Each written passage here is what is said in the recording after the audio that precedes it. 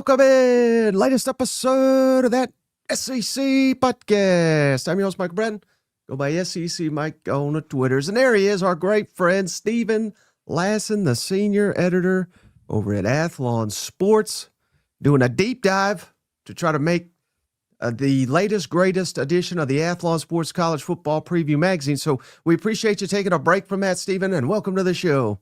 Hey, Mike, it's good to talk to you as always. Fully on the struggle bus from the time change this weekend, but always excited to be talking some college football. And you said it best, my friend. We are in the weeds on the magazine. The off season, I don't know any sure that term exists in my world with this magazine. So excited to talk all things college football with you. Yeah, Stephen was just telling me off air, there's more teams now than ever. You got to remember that in college football. They keep adding to the list. So just more work for him, but more great content for us to consume when that Athlon Sports College Football magazine hits the shelves. Can't wait. And speaking of work, Stephen, I think Cousin Shane, just in case anybody was wondering, I think he's currently on the track right now recording more miles because Thursday is quickly approaching, and he's promised he'll get to his 12 miles by then. Let's fingers crossed he survives the journey. At least it's not like 90 degrees out there. So I think, I think he's going to do it. This is the season, Mike, you said it best. We're trying to be optimistic here. It's the off season. Mike, I know you're hurting. The Big Ten's won a couple titles in a row. I'm trying to be optimistic for you guys and trying to give you some optimism with the teams. Cousin Shane's going to finish the job. So let's just keep the good vibes going this off season, right? Yeah, well, it's speaking of that, that's a natural transition to today's show topic. Stephen is being optimistic. Once again, this is an off-season theme. He's not down on any of these teams, really, but he loves to talk panic meter each and every week of the SEC season. So why not do a spring panic meter as spring practice just kicked off in Austin? We got across the SEC. Oklahoma's hitting the field soon. Missouri's already there. Florida's already there. South Carolina as well. So within days, we're going to have all these teams hitting the practice for spring. So Stephen is back with a panic meter for each and every SEC team this spring. But before we do that, real quick, Stephen, we were talking about this off air. For anybody that missed it, Commissioner Sankey was on the Paul Feinbaum show today, and he doesn't often break news on there, and I don't even know if I would quantify this as breaking news, but he did suggest that the Southeastern Conference is willing, if things cannot be agreed upon, that maybe the SEC just takes its ball and does its own thing. Do you have any quick thoughts on that? Mike, I think I would be surprised if that happens tomorrow or something, but I do think those kind of conversations are probably happening a lot more in the background, especially given, hey, they've tried to do X, Y, and Z. If nothing happens on sort of bringing clarity, being able to govern the sport, it wouldn't necessarily surprise me. Also, kind of have to think about it too, in terms of leverage, the SEC and Big Ten have a lot of leverage over the rest of college football too, because at some point, if those conferences are holding up progress, the SEC and Big Ten can just go over here, do their own thing. They leave all these other conferences behind. They're really hurting. So there's a lot of kind of, I think, leverage being thrown around to do something. But I've gotten the sense, and maybe if you've gotten this way too, there's kind of growing frustration about sort of where this is. And I think you see it year over year, sort of the sport is the rules, the transfer, the NIL, it's the same. We keep having the same conversation. So I think, and Mike, feel free to disagree with me. It does feel like the frustration is building. It feels like a last resort, but it feels like maybe that train is getting a little bit closer to that station if some of these things that they're asking for progress on don't make some progress real soon. Yeah, I see where you're going there, Stephen. But while you were saying that, I was just envisioning in my mind an all SEC playoff featuring the first 2 or 3 rounds on home fields. And then we just have the championship and the Sugar Bowl or something like that. I think I'd be better than whatever this garbage they give us now with JMU and Tulane and these cheating bastards from the Big Ten. That all SEC, give it to me. So you're telling me that we're not going to have quarterfinals at bowl sites? You've got me already. Don't say anything else. I hate the bowl games at the quarterfinals, but no, I mean, if you think about how like the sort of blue bloods of college football, and certainly the Big 12 and ACC have some, some of that to some extent, like the Florida States, Clemson's, BYU's, Texas Tech's, Utah's of the world. But there's a lot of power concentrated in the SEC and Big Ten. And Mike, there's a lot of people like you who I know that an 8-12 team SEC playoff would be perfectly fine. And like I said, it may be a last resort for some of these things, but I do think as kind of time goes on, frustration starts to build. How many more of these committees and how these stupid, things do we need to see? Like at some point there needs to be some action. And that's why I think those things kind of get lobbed out there for a reason. And that's why I think Sankey's kind of putting some pressure on the rest of the conferences here. Yeah. And imagine, again, I'm just going off the rails here, Stephen. Imagine the all SEC playoff. We televise the rankings at the end of the season. And on the committee, I would only put like former coaches. So it'd be Nick Saban, it'd be Philip Fulmer. Hugh Freeze. Well, is he even a coach? I mean, he's more of a preacher than a coach these days. But, qualified coaches, we're putting them on the committee to have them. Mac Brown, put him in there. But Bob Stoops would be another good one. Let them seed the thing live on the SEC network. I'd sign up for that. I would sign up for that too. I would also sign up and say I bet that this kind of committee would be much more transparent and give me the metrics that I want. So again, Mike, you've got me. Yeah, I mean, we could put Urban Meyer on there. He's got Big Ten SEC ties. Brian Kelly's looking for some employment, right? So Brian Kelly might just downgrade LSU though. That's true. Yeah, need that recusal policy that they have, right? Depending on if the checks came in this week or not. But all right, enough of that nonsense, Steve. We're going to hit on all 16 teams here. SEC Spring Panic Meters. Throw us a donation if you want your team to be discussed. We're going to hit on all of them. Not a requirement, but if you give us a donation, we'll throw your team to the top of the list and maybe spend a little extra time on them. So shout out Cousin Glenn Warsaw. We appreciate you, buddy. So enjoy the Monday show, despite Stephen liking Texas a little too much. Boomer Sooner. So we're going with Oklahoma right out the gate. And by God, Stephen, you better not mention that school from Austin here. Not while we're talking Oklahoma. So spring panic meter for the Oklahoma Sooners. What have you got?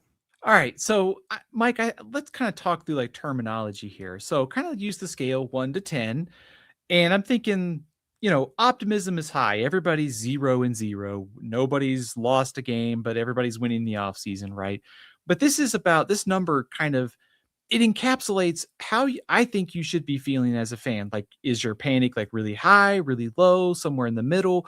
I'm also trying to take into account the expectation for this season and saying, here's what you did last year. Here's what you've done this offseason. And here's your panic meter number. So for Oklahoma, I set it pretty low. I've got it at 3. Mike, is that too high? Is that too low? 3 out of 10? 3 out of 10. I think that's fair. It might be even a little high because I think Oklahoma's now again, we're doing, spring. We shouldn't factor in recruiting. And when people are doing well in recruiting, they get mad when I say this, but when they're doing poor, they love it. I think it matters less than ever, but I do believe Oklahoma's got the number 1 recruiting right now with Jim Nagy running this operation. So again, I'm looking ahead. I'm looking at the operation seems to be pretty smooth. I know first year it was rough. We had some injuries. Last year, huge strides. Defense was elite. Offense held us back. So I am slightly concerned though, Stephen. Can we run the football? And they've kind of put a lot of resources to surrounding John Mateer with some weapons that can really help. So, yeah, I would think the panic meter's relatively low for the Sooners. Also, I think on the scale of 1 to 10, I tried to take into account every team has a certain level of like ultra panic fan that this team didn't do enough this offseason. So there's probably like some of that built in. But also think about like what a difference a year makes, because this time last year, I think this number probably was doubled. It's probably 6, 7, maybe even 8 at this point. But I think if you're just trying to look at expectation from last season, making the playoff, and how do you take that next step? They've got 5 starters back on defense. I feel really good about Brent Venables and his ability to find the right mix there. So I'm not really worried a ton about the defensive drop off. And where I think they could make up if they have a bit of defensive drop off is the offense, because this is kind of where the optimism that we talked about last week comes into play. You have a healthy John Mateer. You have upgraded the weapons at receiver, tight end. You should have a better running game because your offensive line is older. You have a more complete offense, and it doesn't all have to be the John Mateer show. But also, I bumped the panic meter up to 3 because I've got to see it.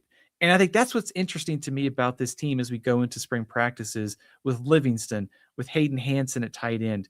I want to see this offense look like it's taking the next step. And if they do that, I think my panic meter will be a lot lower. It's just up to 3 because I need to see this team take the next step on offense, and that will help them take the next step into the playoff. All right, let me play devil's advocate for a second, though, Stephen. Again, I'm not disagreeing with anything you just said, but is there a case to be made? And I'm guilty of this, so I'm throwing myself into this as well. But is there a case to be made that we have so much respect for Brent Venables, at least as a defensive coordinator, even those nasty Longhorns, unless they're completely biased fools, which are quite a few of them. I think even they would admit, I'm not saying he's like an elite head coach necessarily, but I think he's an elite defensive mind. And the product he put on the field on the defensive side of the football was outstanding. Is there a chance, Stephen, that we're just kind of overlooking the losses there on that side of the ball, and that we regress? Not that they're going to be like awful on defense, but just maybe not elite. And if they don't take a big step forward on offense, that, you know, there's teams like this, we do this every year. We're like, oh, they'll be good. They got Venables. You know what I mean? But that's not necessarily the case. Is there any shot that we are just kind of underestimating potential losses on defense? Yeah, I think so. Just thinking about the losses on the defensive line, and as much as we talked about the optimism on the offensive line, it's a line of scrimmage league, and certainly last year's success. I mean, started up front with Demonic Williams, Thurard Mason Thomas, Marvin Jones Jr. I mean, pretty healthy list of guys that are gone now. Of course, when you bring back Taylor Wynn, you bring back David Stone, you've got a pretty good foundation up front already. So yes, I do worry about that, because I think it's very difficult to just say they did X last year, they're going to run it back this year. We think their offense would be better. Maybe some of the, I wouldn't say luck, but good fortune in some of the close games. Maybe they don't go their way again. So yes, I would agree with you that it's always dangerous to assume just because someone has been good, or a coach in Venables has been able to keep that side of the ball at an elite level, that the regression could be worse than we think, I guess. Hey, I found one of these fans I was talking about. Hey, shout out ACV. Appreciate you for being a member. He's trash, Mike. Quit giving these wagging heads hope. That's pretty funny. And I say all that, and again, I don't take this. I take all this with a huge grain of salt, Stephen. I think these are like worthless comments, but I did see an account, and I don't recall who. I would have given him credit. I don't think I follow him, but I just saw it on the timeline where it was like, NFL scouts say the Sooners could have 3 first-round defensive linemen this year, which maybe they do. And hey, I hope they do. But I say that's worthless because we do this every damn year, and off season and during the season, where they're like, he's got a first-round projection. And there's like 85 of those guys, first-round projection. Last time I checked, there's only 32 slots. I don't know how we have 82 first-round, players, but we do every year. So again, I take that for what it's worth, but I realize they still got talent. I'm not saying they're devoid of talent, but just to be reinsert the lineup and it's going to be elite. I don't know. I think that's easier said than done, particularly in today's modern era when you don't have the depth that you used to have.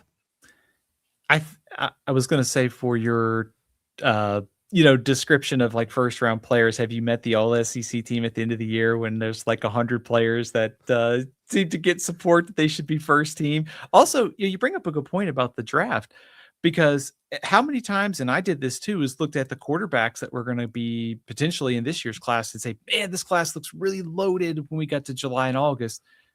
And we might have one quarterback that goes in the first round this year, and we're already doing it again for 2027. So I think there's a little bit of grain of salt you have to take, like the projections for the NFL draft this far out. But I think in the big picture, Mike, I think the hope has to be for Oklahoma that they were first in the SEC in scoring defense last year, under 16 points a game. They held teams. Even if that number kicks back to like 20 or 21, Texas A&M gave up 21 points a game.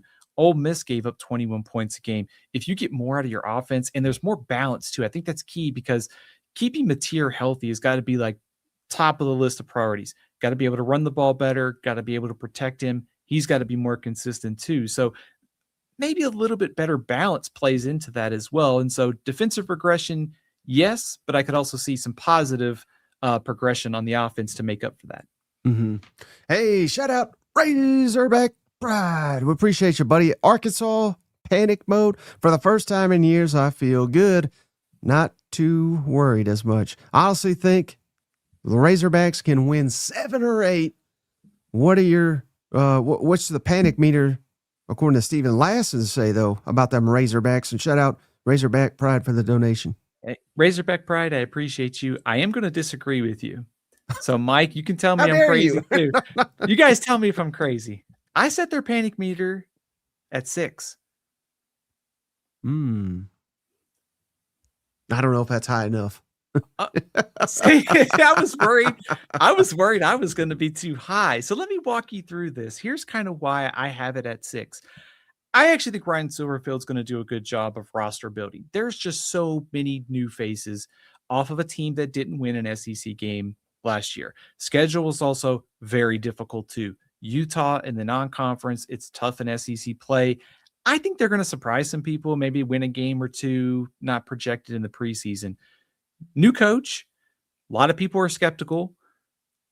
Tons of roster change, hard schedule, a defense that was really, really bad, and now it's revamped, albeit with a much better coordinator, new quarterback. I mean, my optimism is that it's a fresh start. My panic is that, oh my gosh, the schedule is very difficult and there's all these new faces and there's this new coaching staff and a new coaching staff that a lot of fans didn't really believe in when he was hired. So maybe I'm on the higher end of this.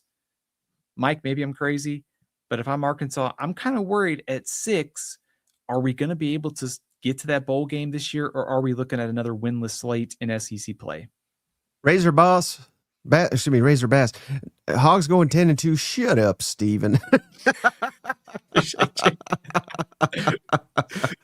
Yeah, I don't know about 10-2, but hey, again, maybe I'm guilty. I think, Steven, of just it's kind of hard to wipe away what happened last year, because that was our last image. But this is going to be a completely new program, completely different players, like you were saying, new systems. And now more than ever, you can turn things over quickly. So maybe we're just a little too low because there's just uncertainty across the board. We don't even know who the quarterback's going to be. I know they've got a lot of high hopes. KJ Jackson. So hopefully he's the guy, and he's the guy they're building him up to be. I do think the offense will be really good. Defense has obviously got to take a huge step up, and at least you're getting someone that, while he does have, I would say, I think it's fair to say, mixed results in this conference, he is experienced. I believe this will be his 3rd stop now in the conference, Ron Roberts. So, it's not going to be a case where you're getting a guy that is in over his head calling defensive plays, and he's just so paramount to the success of Ryan Silverfield debut season. So, I don't know. There's reasons for excitement.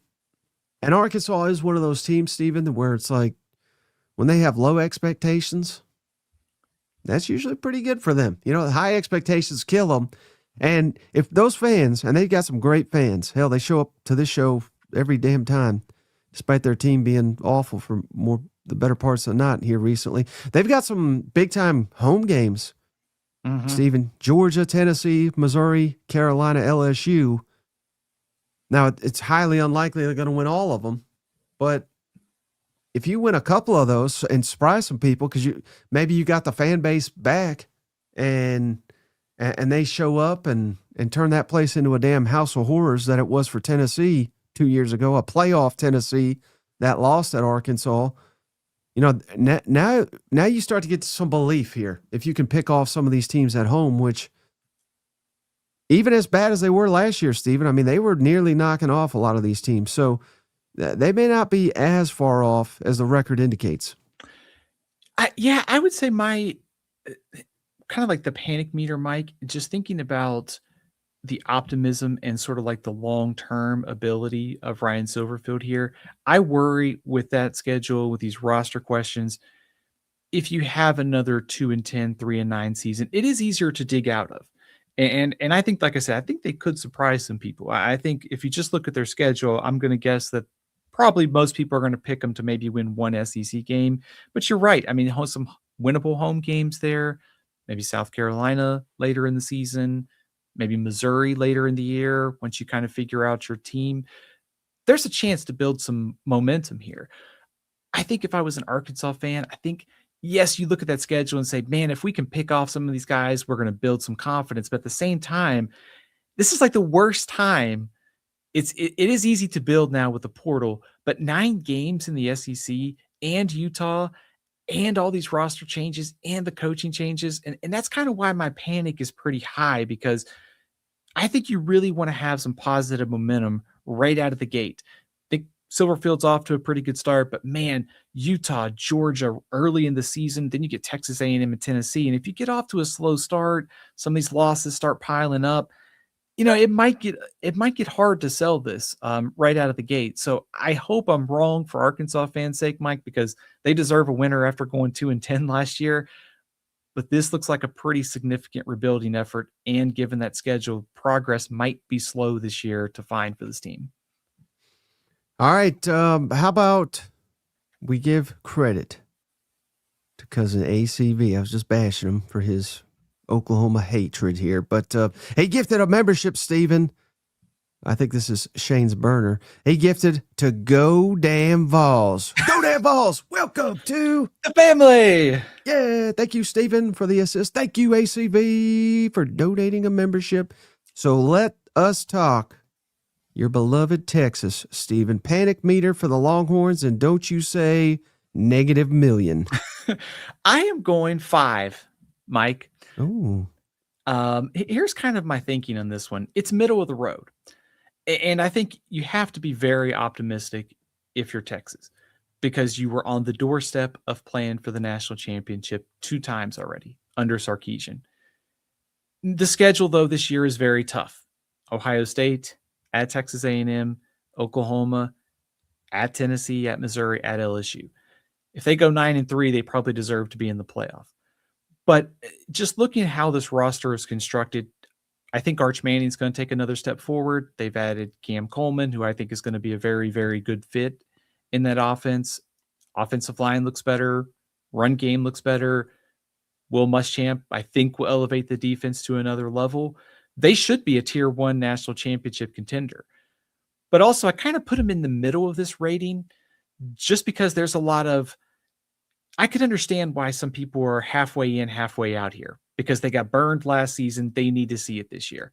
They need to see that these offseason additions, offensive line, run game, receiver, are actually going to pay off. So I think Texas is a national championship contender, but I also understand that after getting burned last year, some people are panicked. And that's why they're kind of middle of the road. They're a 5 on the panic meter. Mike, you can call me crazy. You can tell me it's not low enough. I will be happy to hear you out on this one. Yeah, shout out cousin Derek. I'm right there with him. 5. Who is this imposter pretending to be Steven Lasson over here?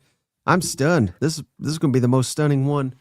You said you weren't very high on any of these. You're about 5 too high, I thought, on this one, because I got to learn to write things down because I keep referencing things and I don't know who to credit for it. But I did see a Texas guy Stephen, one of their media people.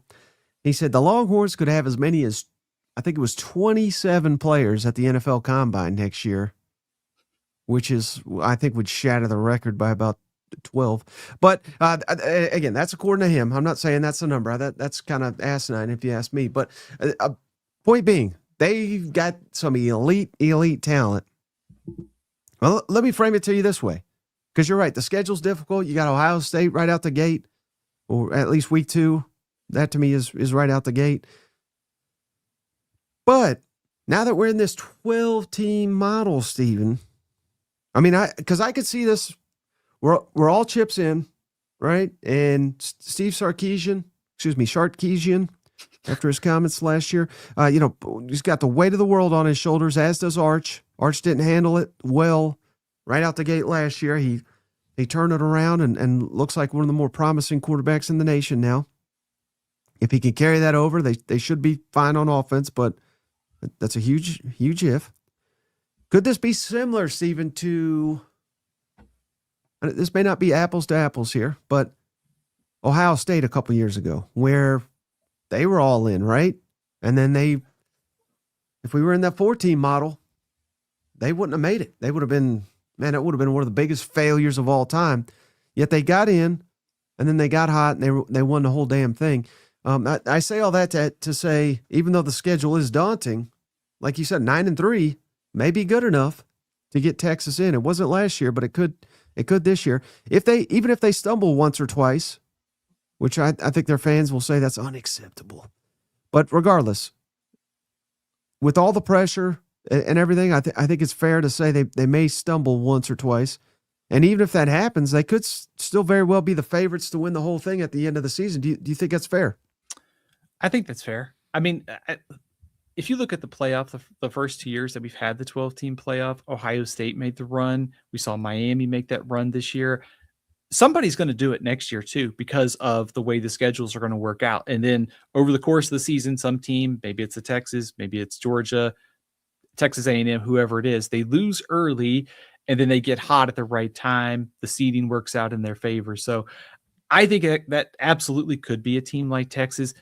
Maybe I'm a little high in the panic meter, Mike. I feel good about the roster. I feel good about their chances of contention, but also I think that panic meter should be high, like because of the expectation. They should be a national championship contender. They fell short last year. Are their additions going to be good enough? I think they are, but I think if you're also a Texas fan, you have to look at this team and say, man, they've got to get it done this year because of all those key pieces, like you mentioned, like Colin Simmons, Arch. I mean, the list could go on and on. There's a missed opportunity here if they don't make a big time run. So that's kind of why my panic meter is a little bit high. It's not necessarily like the sky is falling. It's just that they have a real opportunity in front of them. I know there's some chatter. They've already had the greatest offseason in the world under the Steve Sarkisian, the new staff. But Mike, they've got to capitalize here. And the opportunity with the returning talent and 12-team playoff, it is there. So that's why my panic meter is a little bit high. It's just trying to if I was a Texas fan, it'd be like making sure this team meets expectations this year. Yeah, shout out Cousin Derek again. Stephen, when you said 5, the question was panic meter, not how many Heismans is Arch going to win this year. Oh, of course. It's going to be like every week, right? It's like one for every. And I believe this is incorrect, but hey, we call you, or I call you the college football encyclopedia for a reason. Damn it, who said it? I believe it was Cousin Donald said Texas leads the SEC in playoff wins since they've joined the conference. That's not right, is it? I mean, hell, how many playoff wins do they have? 2 since they joined? I think that's right. So Ole Miss had 2 last year. Right. So Ole Miss just had it. So everything's bigger in Texas, including the lies, I guess. Right, but yeah, they did be right. Clemson and Arizona State, right, the year before, and of course none last year. So I'm surprised you actually think that that's high. I was trying to reflect the expectation level here, and I'm getting a sense that you think it should be a lot lower. I mean, I'm just going off Texas fans and media. I mean, they act like this is going to be 16-0 and no one's going to touch them. So panic meter to me is 0 for Texas. I think it'd be like a 10 if that was my expectation. If you think you're going to go 16-0 and, Arch is going to win 14, 15 weekly Heisman trophies. Yeah, I think my panic meter would be 10 because you're placing too many high expectations on this team. Albeit they should, though. I mean, they have the championship level talent, though. Yeah. Well, here's where I'm truly concerned. And maybe I shouldn't be, Stephen. Maybe I shouldn't be. But Sarkisian, he's got this reputation as this offensive genius, which I think he was at Alabama when he had all the talent in the world, and they didn't test for COVID, and everybody else did. But at Texas, they have regressed year after year with what some say, not me, the recruiting rankings, right? Wasn't Quinn Ewers like the perfect quarterback prospect of all time? And then, you follow that up with even more perfect last name, Arch Manning. Yet and again, they loved Quinn till they didn't. And then they loved Arch till they didn't. Now they're back to loving him, which they should. That's their guy, right? But regressing in scoring 3 years in a row with all the talent they have, and they have had issue after issue in the red zone. They're getting worse in the red zone every year. I mean, this is concerning for a program that, again, is the DNA is supposed to be we're elite on offense. We got the best offensive play caller in the country, allegedly, and we got the best quarterback in the country, allegedly. Yet we are regressing year in and year out. That is a huge red flag for me. And now you see why the panic meter was at 5. Because of things like that, like the red zone thing, like you mentioned. Also, like last year was 3.3 yards per carry in SEC games. So, I mean, they had done a nice job of developing that offensive line under Kyle Flood and Steve Sarkisian. That group took a step back. Feels like they corrected this year going into the portal to get more options and more depth. They answered the questions at running back with Smothers and Malik Brown. They kind of got a nice 1-2 tandem there. So there is kind of a as much as Arch is going to take up all the offseason conversation, and rightfully so, it kind of goes back to the same thing that we talked about during the season. It's kind of the nuts and bolts of this is they got to block better, they got to run better, and they got to catch better. And I think that's the hope is those key offseason acquisitions at those 3 levels take some of the pressure off of Arch. He picks up where he left off, plus some. And then you're talking about a team that can get, instead of finishing 9-3, missing the playoff, is 10-2, 11-1, and in the playoff. Mm-hmm. All right. How about Stephen for cousin Derek? His comments have been so on point today. Let's go Tennessee next. What is a panic meter for them Tennessee Vols going into spring football? I kind of got a bad feeling this one might be too high. I got it at 6. Ooh. Sounds like Tennessee. See, I knew that was coming. I put myself in the mind of cousin Shane, and I figured that he would be worried about the quarterback situation. And I know Heupel, of course, is very good at getting the most out of the offense, adapting, but there's a lot of quarterback uncertainty here. What if these guys don't work out? I buy into Jim Knowles, but what if it really does take 2 years for this defense and this system to get going? The quarterback doesn't work out. Defense gets off to a slow start. You kind of wonder, is this going to work out for Heupel? I don't necessarily think he's on the hot seat by any means. I don't think he's going to get fired with a 6-6 type of season. But it does kind of feel like a kind of crossroads type of season that we're going to find out where this program is going. So I set it at 6, Mike, because I think the quarterback uncertainty plus the defensive uncertainty plus kind of where all is this going. You can call me crazy here. You crazy son of a... No, what about the fact that these are Heupel picked quarterbacks? I'm trying to think of the last one that... Well, I guess Nico. That didn't go so well. Damn it, I think I just went against my own case there. But, again, this guy, I think it was fair to question had SEC defenses kind of figured Tennessee out. That was my question this time last year, and the resounding answer was hell no. They've adjusted. They took a outcast quarterback who led the conference in passing during the regular season. They run the ball like crazy under Josh Heupel. I think they'll continue to do that. And the fact that he has blown up the defensive staff, he's blown up his strength and conditioning, even though he had some long ties with that guy. And he not only did he bring in obviously a new strength and conditioning coach, he brought in the one from the freaking national champions that had before Indiana. He was at what was it? I guess it was JMU with Cignetti. So I don't know. I mean, I like the moves, but I think it's fair. I think it's completely fair, Stephen, because you're saying not on the hot seat, and I don't think Heupel's on the hot seat either. I mean, for goodness sake, he's literally never had a losing record in the conference, which until I did this graphic, I didn't even realize that. Not that 4-4 is a very good record, but look at Tennessee 10 years prior to them.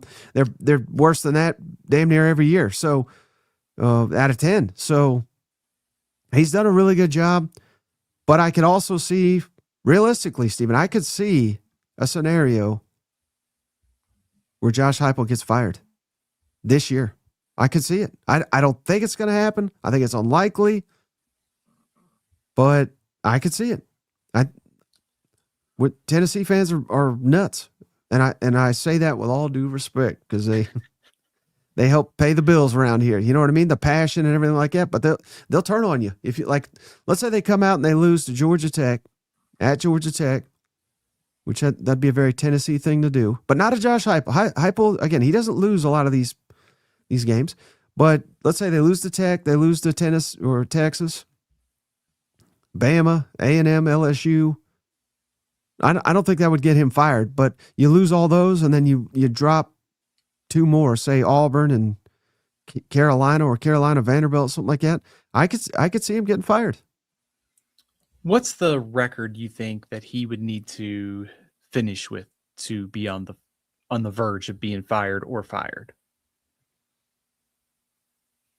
5-7 or worse. I was going to say, it feels like 6-6. There's not much of a question.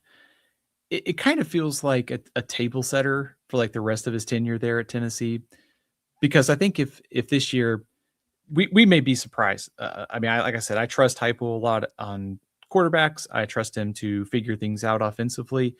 And if that hits and the defense way exceeds our expectations, then Tennessee's probably going to be 7-5, 8-4, probably back in the top 25. They could also finish 6-6, and you could see improvement in quarterbacks during the year and on defense, and you feel good going into 2026, or neither works out. And we're sitting here next year going, either Tennessee's got a new coach or Josh Heupel is squarely on the hot seat. So I know that 6 number might be pretty high for, like you said, Heupel has not had a losing season in SEC play. They're just a year removed from making the college football playoff in 2024. But things can change very quickly in a team with a revamped defense. They've got a new quarterback situation. By the way, that Georgia Tech game in early in the season looks pretty interesting, given that Georgia Tech is going to be a run-first team behind Alberto Mendoza, Fernando's brother.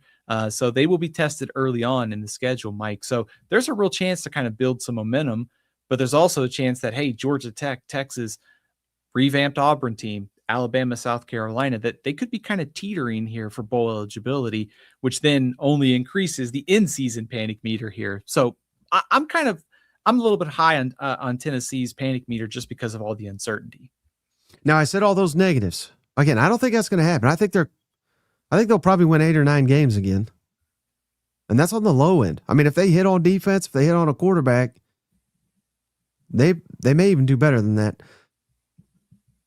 But is it fair, Stephen, to sit here and say, because again, we forget, right? And you know, everything, we remember what happened yesterday, and that's about it. But if I were to tell you the day Nico walked out that door and Tennessee was, you know, a lot of people were applauding Tennessee, but you had idiots like Urban Meyer who ran an insane asylum, and people literally got murdered after it. You know what I mean? Like it was that big of a scumbag. But we had that scumbag out here saying, these Tennessee fans are going to regret it when they lose to Florida again and all yada, yada, yada. Yet they went 8-4 with a guy nobody wanted. And I think if I were to tell you, Stephen, that Tennessee went 8-4 the day Nico walked out the door, I think you probably would have said, well, hell, I guess Heupel's coach of the year. Yeah. You know, I mean, like it was, is it fair to say, you know, that Georgia game was just incredible. The way Tennessee was going up and down the field on Georgia. Now, of course, it ended in heartbreaking fashion, but is it perhaps that we saw that game and then everyone reevaluated and they were like, well, by God, I guess Tennessee's a playoff team again. Like it almost screwed them that they were so successful right out the gate that then they went 8-4 and people are like, well, God, Heupel can't coach worth a shit. When again, the day Nico walked out the door, if I told you were 8-4, you probably said, well, I guess he's coach of the year. So, I mean, maybe the truth is somewhere in the middle, but maybe last year wasn't that bad. And it ended horribly and there's no excuse for it, but it's to say that he's doing like a horrible job or anything. That's asinine. I mean, also, Mike, to kind of further your point, they were one score from beating Oklahoma, playoff team. One score from beating Georgia in a crazy game, playoff team.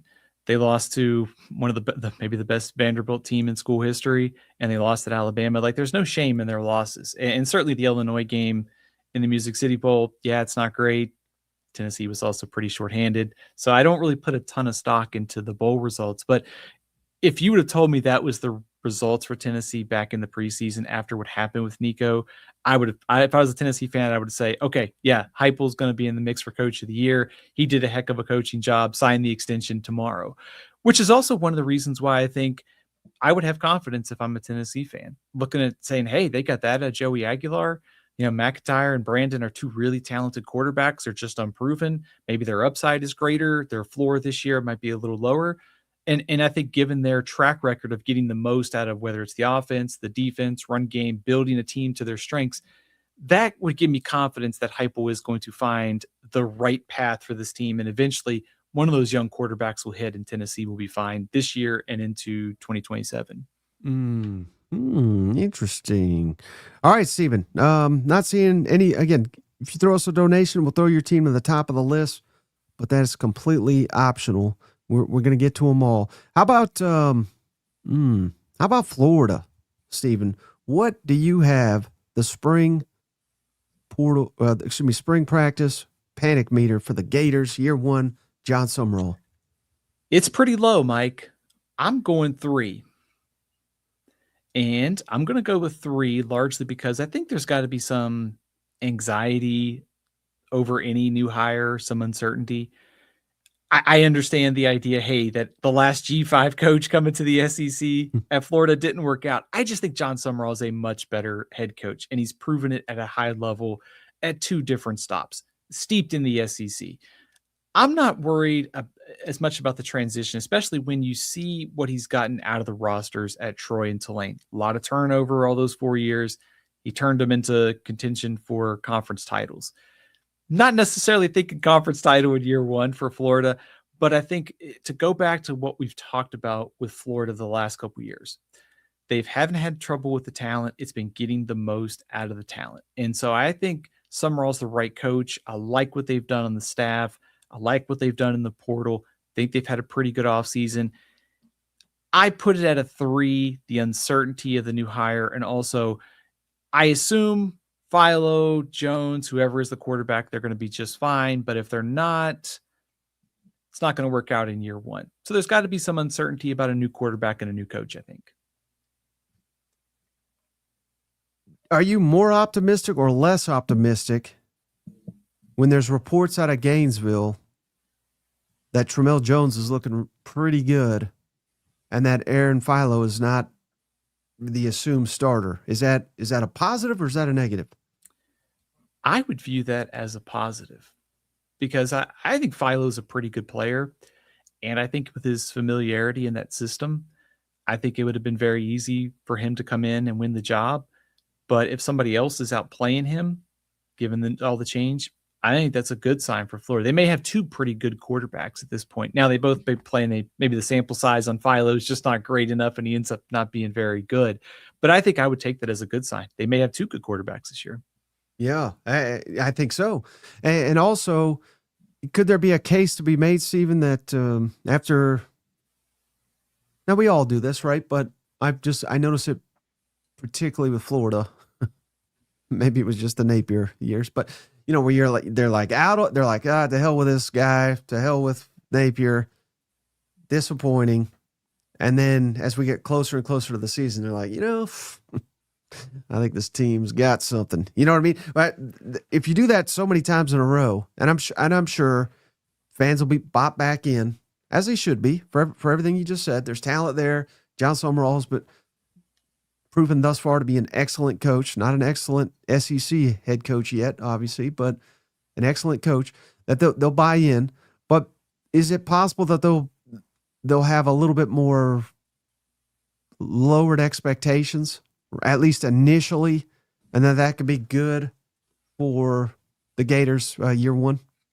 I think that could be really good for them, especially I think if you go back to what was that finish that they had, and then of course they came into the season in 2025 thinking that finish is going to translate into maybe potentially being a playoff contender. Then DJ Lagway got hurt and things kind of spiraled out of control. I think the expectations are going to be pretty low here. 4-8 last season, just 2 wins in SEC play. The schedule's got games against Ole Miss, Texas, Georgia, Oklahoma.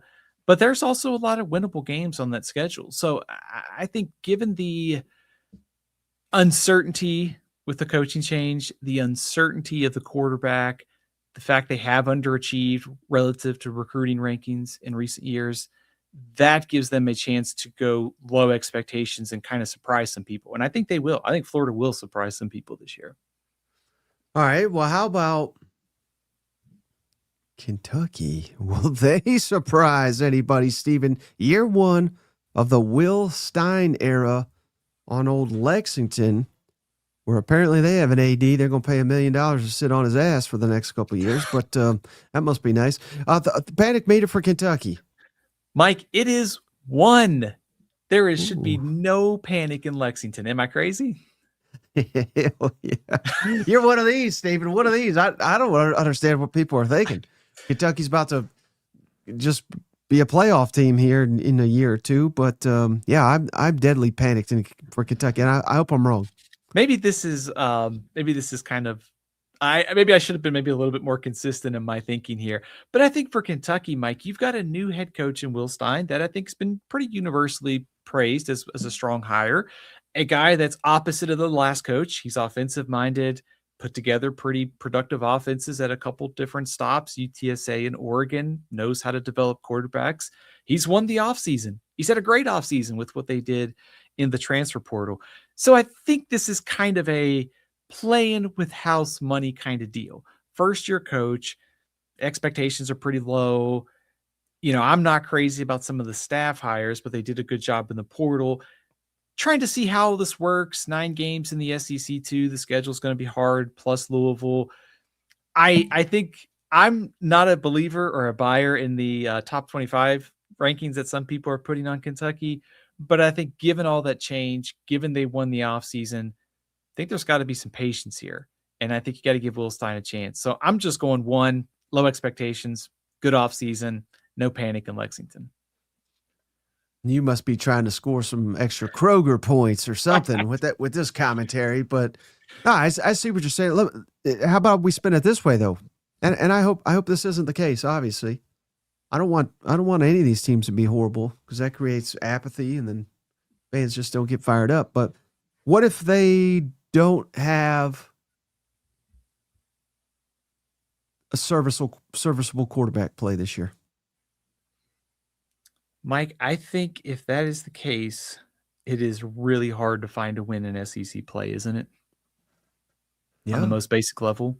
I think that's fair. To your point, and I think a lot of, and I'm including myself in this, a lot of us in the media are trying to figure out in this portal era how to appropriately take shots at some of these teams, like in Indiana. Like Indiana was a lot better than we thought in 2024. They won the national title. So you're going to see some people take a shot on like Kentucky because they won the portal. You go down their schedule. I mean, Alabama at Texas A&M, at South Carolina, LSU, at Oklahoma, Vanderbilt, at Tennessee, Florida, at Missouri, Louisville. I don't see many games they're going to be favored in the preseason. Now that may change by September, but I still think you have to be pretty skeptical of a team with a quarterback who hasn't really played a whole lot. How's this defense going to come together? Here's a coach learning on the fly in the SEC.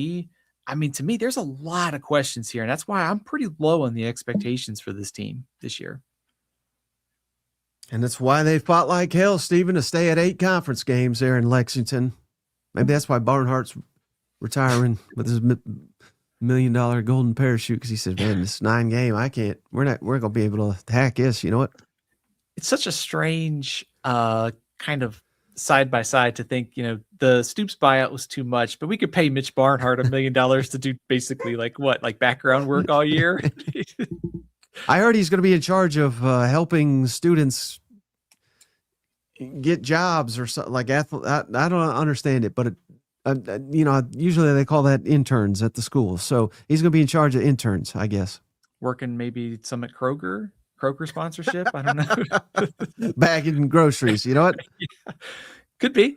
Maybe he's gonna. Well, I was gonna say Stoops is at Texas now, so we can't get those. Is Barnhart going to replace Stoops on those awesome Kentucky commercials, those Kroger commercials? All right. How about Missouri, Stephen? What is the panic meter in Columbia, where we have already kicked off spring practice? Mike, I love seeing footballs in the air in spring practice, so it's great to see Texas and Missouri and the other teams getting going over these next couple weeks. For Missouri's panic meter, I'm going to set it at 4. Is that too high or too low, Mike?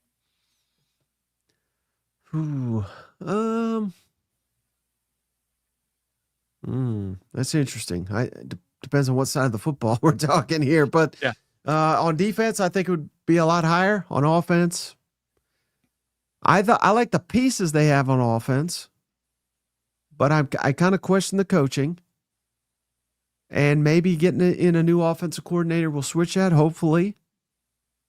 But I've been pretty high on the pieces there in Missouri for a couple of years, and it's not quite worked out, particularly on offense. So, yeah, I guess in a roundabout way, I think that's fair.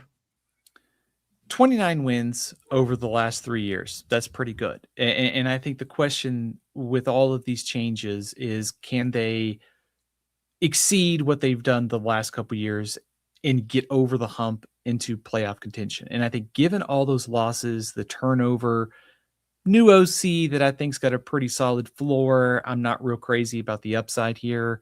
I think Austin Simmons has got a lot of upside, but we haven't also seen it necessarily play out over the course of a season. So I think we know what this team is going to be, but my panic meter is also pretty high, saying 0 returning starters on defense. Are they going to be able to take that next step this year with all this turnover? Can they keep the momentum going? All these changes on defense. So not necessarily a hot seat situation. It's more of they've been very, very good the last couple of years, but on paper, it feels like a step back is coming unless they answer a lot of questions this year. Any concern with just the fact that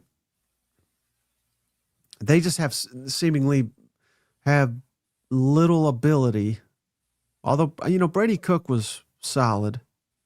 He should not be discounted, but they seem to have little ability to identify a quarterback. And even by throwing Brady Cook in there, it's like, it seemed like they were always trying to replace him.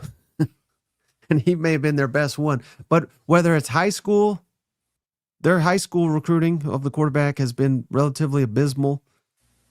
Zollers, I don't think we should judge him just yet. I think he was forced to play a little too early. But the transfer last year didn't work out. Now maybe you could swing it and say, well, hell, they tried to get Jaden Daniels. That seemed pretty good. I believe they tried to get. There's another one I can't think of that they struck out on. But are you concerned that they struggle to apparently identify quarterbacks? It's funny to think about this conversation because if you go back, I don't know, I guess 10, 15 years, I mean, it was Chase Daniel, it was Brad Smith even before then. I mean, you think about Missouri was kind of just a quarterback factory for guys to come in and start. And I think it's actually such a different era of football that I'm actually not that worried. Because the portal, I think with the churn every year, you can always go find somebody. And I think with the resources that Missouri has, is it better to find a guy in the high school and have him for 3 or 4 years? Yeah, absolutely. But I think if you are having trouble recruiting one and developing, the portal will give you enough starting quarterbacks, unless the rules change and we don't have as much player movement in the next couple of years. Right.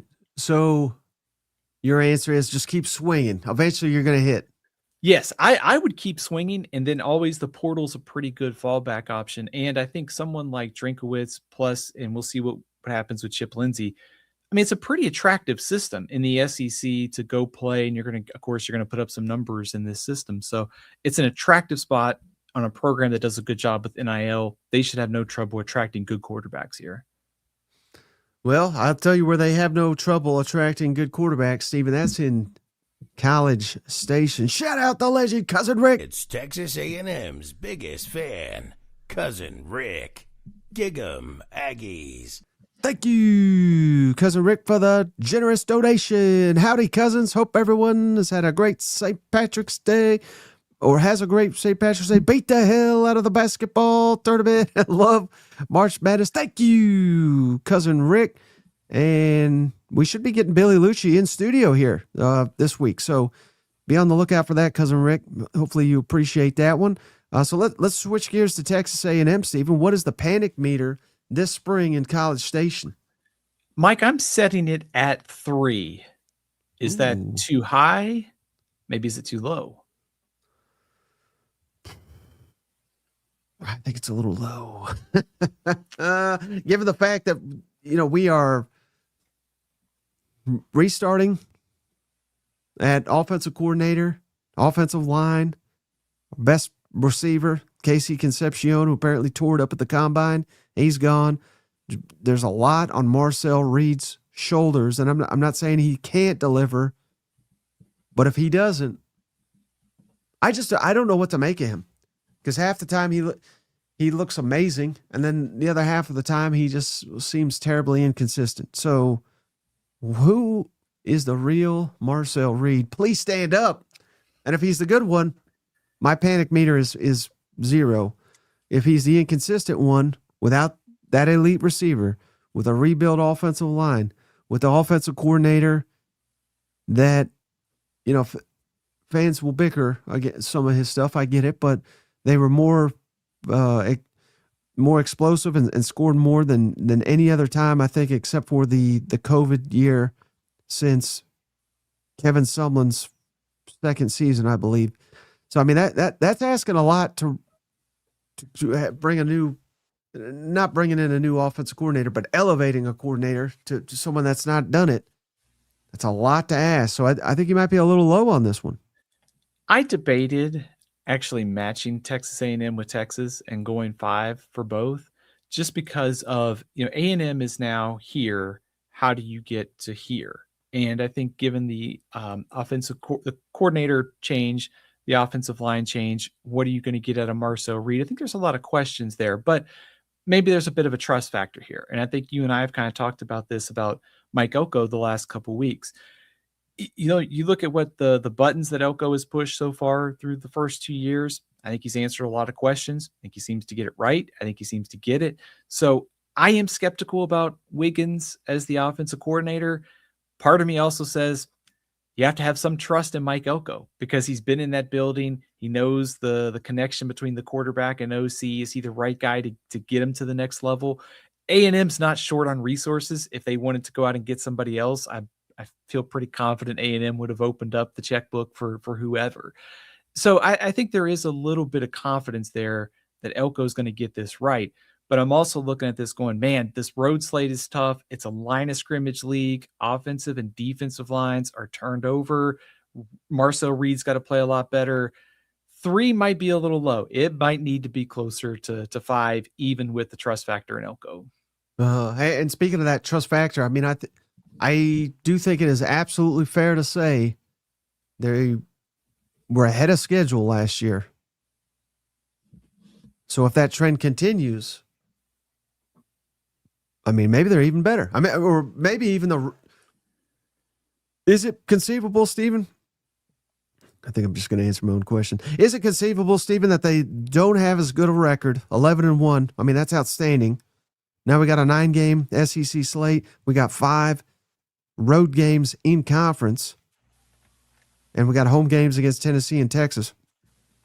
Is it conceivable A&M is a better team overall and perhaps could go further if they make the playoff, yet won't have as good of a record? Does that make sense? Is that conceivable?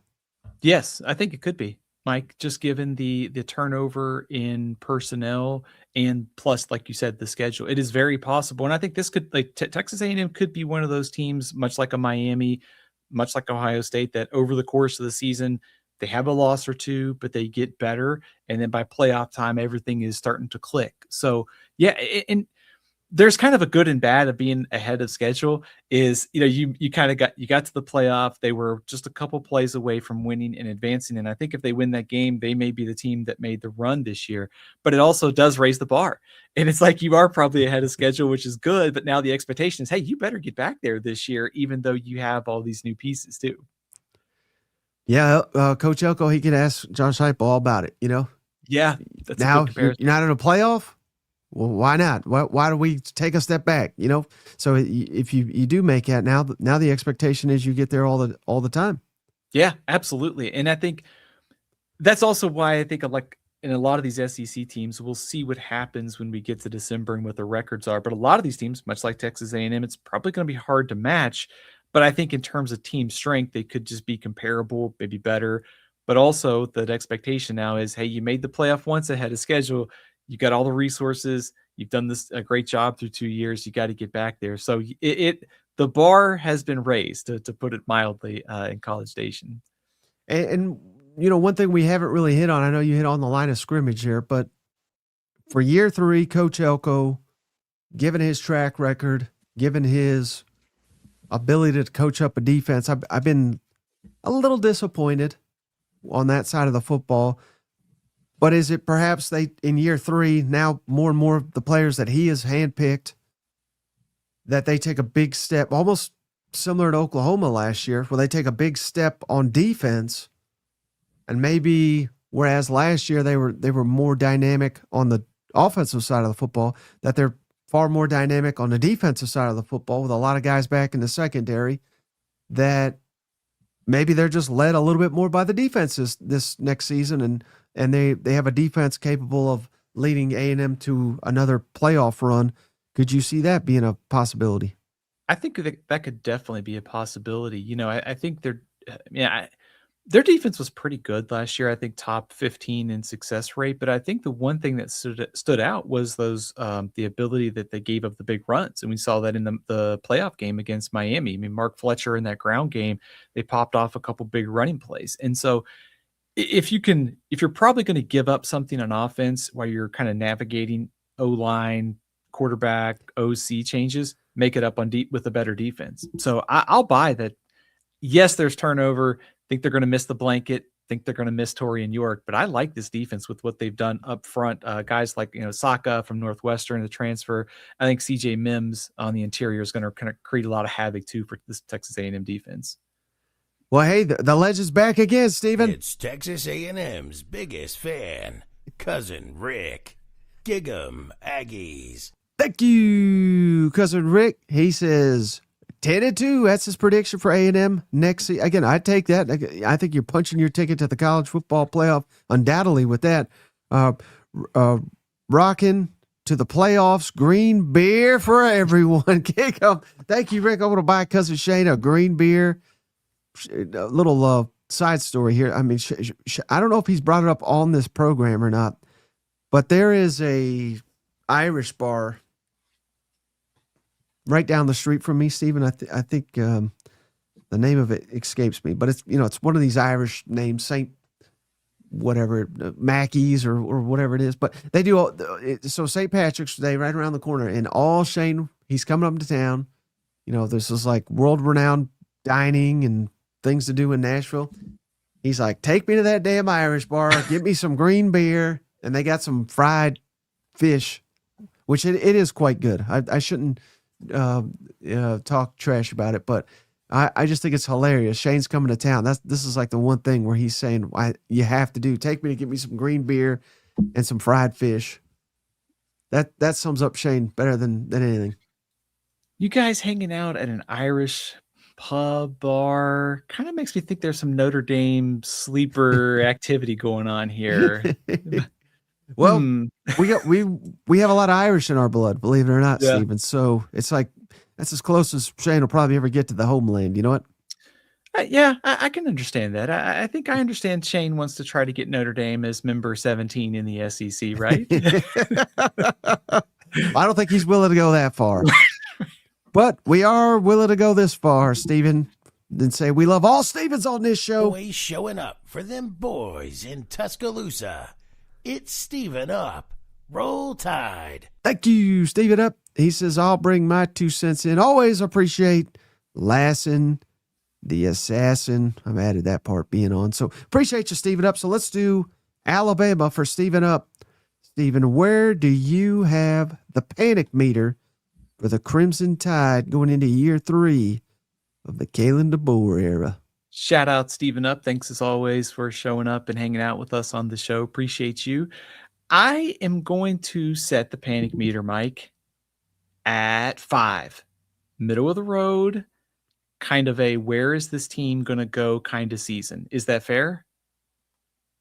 I think that's absolutely fair. And we had my buddy Conrad Van Order on last week, Jocks Radio, talking Alabama. And man, you'd be amazed, Stephen, how many of the Bammers in the comments were just so mad that I questioned DeBoer and his. Again, I don't even think you guys are getting fired, but I think he could if they take a step backwards. But maybe I've been too harsh on old DeBoer. Half the time he looks like an elite coach.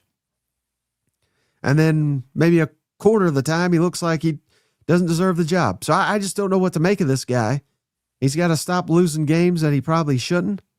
And he's had a couple of those. And then last year he was getting embarrassed a couple times too. So yeah, I mean, I say all that. There's good, there's bad. I just don't know what to do with the guy. He might very well be the second best coach in the conference. And at times he shows that. Did he look like it against Florida State?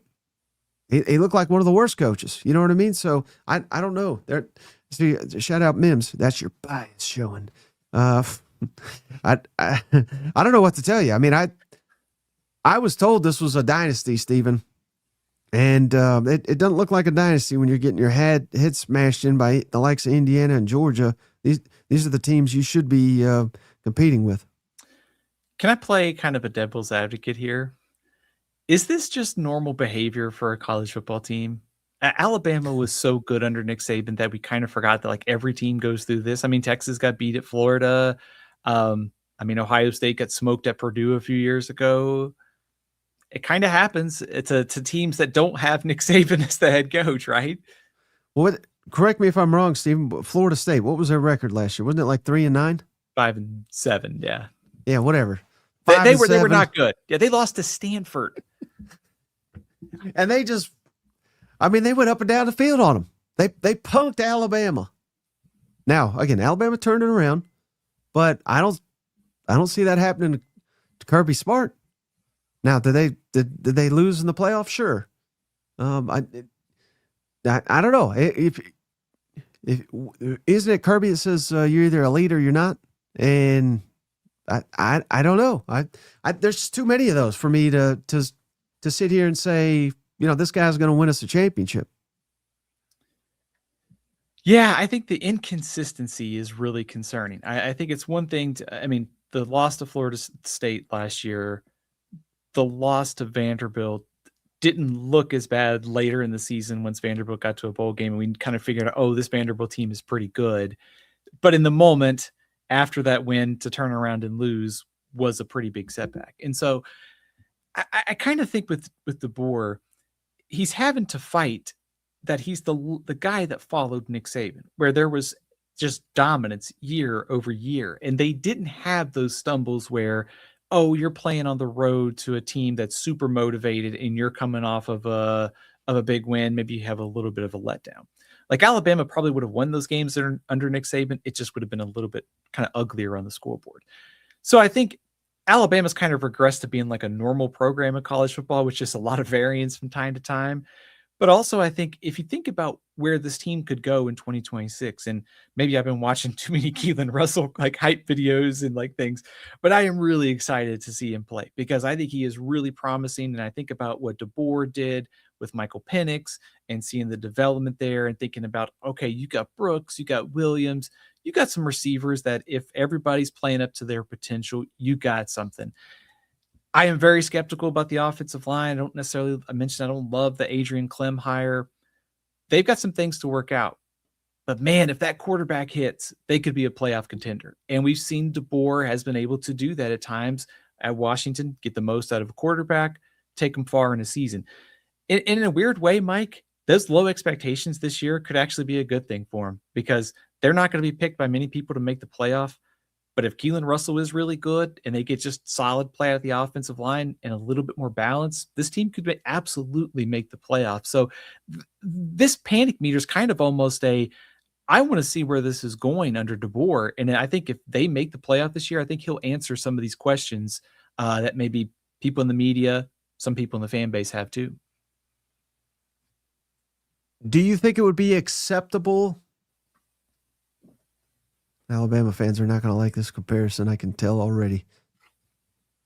Would it be acceptable if Alabama was the new LSU?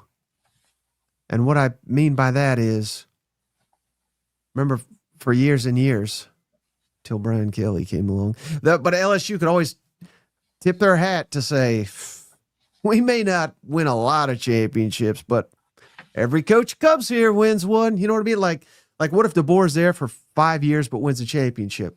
And then they hire Sarkisian or whatever. I'm just inserting a name. He's there for 5 years. He wins one championship. Then they get Josh Heupel. and he's there for 5 years. He wins one. You know, would they again, you're winning championships, but then there's down years too. That's kind of what LSU was. Stephen Up already says, hell no. See, that's not acceptable, but that's better than most. Do you think that would be acceptable? What's the down and the up and down? Is it like 5-7, 6-6? No, like at worst 7-5. Man, I think if I'm an Alabama fan, I would expect something better than 7-5. I think, yes, it is a new era of college football, but I think at that tier of a job, given the track record, and yes, it is a different era of college football, so the expectations are and everything's kind of scrambled. But I think given that, I would say Alabama should be able to do better than national championship 7-5, 7-5 national championship. You know what I mean? Like that seems like too steep of a drop for that kind of program. Yeah, I mean, I don't know. I might take it after the couple seasons they've experienced here lately, but you would take an SEC championship now anyway, just to get the Big Ten guys off your back, right? Yeah, hell yeah. I mean, give it Texas. I always believed in you, brother. You know what I mean? So, yeah, it is what it is. All right, how about South Carolina? Stephen Baber says, "Hey, we're going to the playoffs." It is an even year. This is the year they do it. So, what's your panic meter for the Gamecocks entering spring practice? It's a little high. I love what they've done this offseason. I think they've upgraded a ton. I think they've won the offseason. It's great that Lenore Sellers and Dylan Stewart are both back, two of the best players in the SEC. But I'm setting the panic meter at 6. Is that crazy, Mike? Might not be high enough. Okay. I'm the negative one, I guess, on this show now. But, yeah, after losing a couple offensive tackles, one for the year with Josiah Thomas. Yeah, I'm just. I like Carolina. I hope they bounce back, and I think they got the talent to get it done. I think they got the schedule to get it done too. Perhaps I mean this. You know, all these damn SEC schedules are brutal, but there's because see, if Carolina plays, they're another one, Stephen, where they're just so hard to peg because even in a 4-8 awful year, they had chances against Missouri. It's not like that one exactly went down to the buzzer, but they could have won that one. I think they honestly could have won LSU, even though they lost by double digits. Should have won Bama. Should have won A&M. Could have, should have, would have, a lot of things. But point being, I don't think they were just some awful team. I think they can be consistent. But I do think I get why he did it. Coming off a disappointing season, you want to shout out that bright things are coming and we'll be a playoff team. But now, hell, I mean, I think even if they go like 8-4 this year, the fans are gonna be like, "What? You told us playoff, buddy." I mean, that's not a good year. When I think 8-4 would be that's not what you're shooting for, but I think that'd be a good year for Carolina this year. I like calling your shot to some extent, to be optimistic, but and to raise the bar and just say that, hey, just getting to a bowl game isn't good enough at South Carolina. I like that. But at the same time, Mike, I mean, considering what happened last year, and you're right. I mean, they were a handful of plays away from beating Texas A&M and Alabama. And they're 6-6 in the bowl game, and it looks a lot better. But I think given they've had 2 losing seasons in the last 3 years, I think the offensive line is going to be better. I mean, what if Peak has some kind of setback in his recovery? Kendall Briles and Lenora Sellers should hit it off, but what if they don't? I think there's got to be some pressure here, just given, like I said, the losing seasons, the way the offense has performed. The schedule is manageable, it's doable, but also I think if your barometer is the playoff, it's pretty hard. I think if you're trying to get to 8-4, I think it's definitely doable. So some uneasiness because of the track record in the last couple of years, but I also have a lot of optimism here because I like what they've done this offseason.